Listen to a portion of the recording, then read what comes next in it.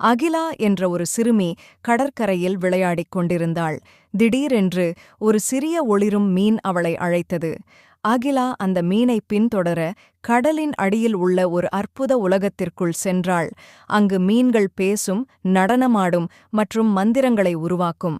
அங்கே அகிலா புதிய நண்பர்களை சந்திக்கிறாள். ஜெல்லி மீன், சிரிப்பு ஆமைப்பசு மற்றும் சிங்கவேக கரடி மீன். ஆனால் கடல் உலகம் ஒரு பெரிய ஆபத்தில் சிக்கியுள்ளது.